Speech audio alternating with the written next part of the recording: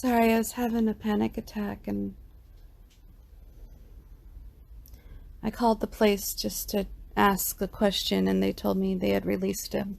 So I thought that he was on his way and I started scrambling to get out of the house, and I even called work and told them that I needed some time off for a little bit so I can get to safety, and my supervisor got the gist of it because he knew that I was leaving and asked me if I needed the cops, and I said yeah, and I started to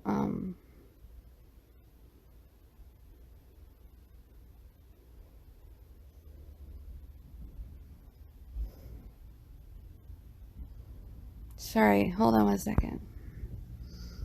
That looks really creepy.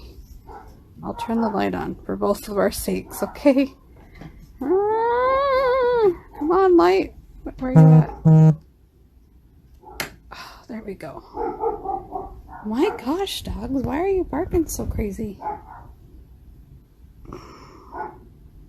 That's why we're here at the house, so we could take care of the dogs. Provide them some sort of normalcy, otherwise they have abandonment issues. You know,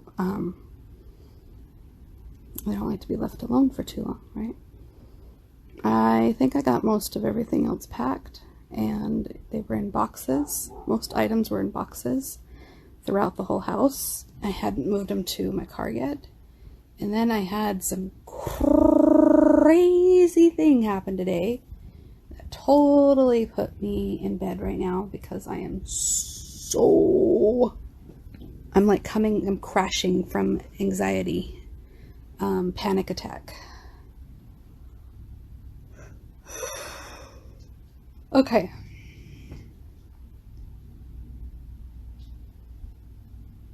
Blank, blank. Blank, blank. What was I thinking? Oh. Okay. I was doing things this morning and last night, and I was working today from the house here, and I got to thinking about lunch, and I was like, oh, I'm gonna go get myself such and such lunch. And I started to get in the car, and on the way I started thinking about Jim. Of course, knee-jerk reaction, right? Knee-jerk reaction. And I got to thinking about his psychiatrist and how maybe I should just ask about how Jim's doing. I haven't heard from him in a couple days. Are you allowed to give me information? I forgot what I was saying. Okay, anyways, I called them and they had no idea what I was talking about. They didn't know the name, they didn't know the PIN number I was giving them, you know, they were really disorganized. And by the time I got some answers, they finally said that he had been released. And I'm all, what? And they're all, we can't tell you any more information than that because you're not listed here. And I'm all, what? And then they put me on hold, and then they came back, but they weren't back. They were like letting me eavesdrop on a conversation. I think they were letting me eavesdrop, or maybe they didn't know that I could hear them, but I heard them talking about me and him and about what can we tell her, what can't we tell her, blah, blah, blah. And the only thing I understood from that whole conversation was that Brandon, my stepson, 29 years old, is the only one that has access to this information of what happened. And I'm all,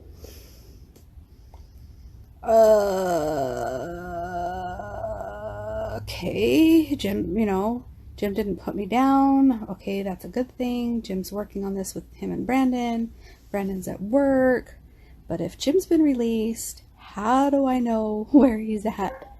How do I know what to do right now? Because he's going to be pissed. He's coming home. I started panicking. And then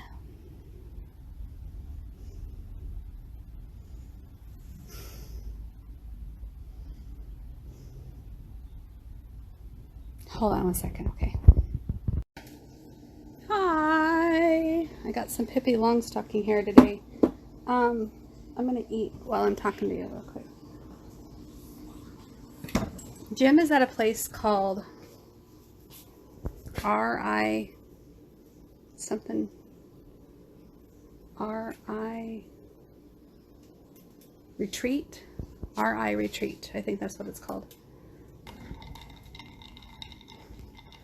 I didn't really eat dinner. So I'm going to eat right now. I've been eating really well today. The last couple days I did not eat.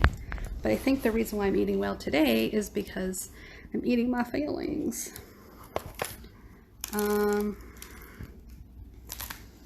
Anyways, I guess, what else was there? I can't remember any other questions. I'm not thinking of questions. Tell me what your question was. Did you have a question? Yeah, you asked me where he was. I don't remember. All right, bye. It was a false alarm. Brandon is the one that is on the release of information paperwork. Jim didn't put my name. Brandon is Jim's oldest son, and Brandon called them. They wouldn't give me any information. They just said that he was released, and they made me panic for nothing. But basically, they released him from one area that had more relaxed rules, and they put him in a more secure facility area because he was throwing fits. So they're going to evaluate him over the next 24 to 74 hours before they can determine if he's safe to leave yet. And my heart is not racing as hard, but it's still racing. Stupid people. False alarm.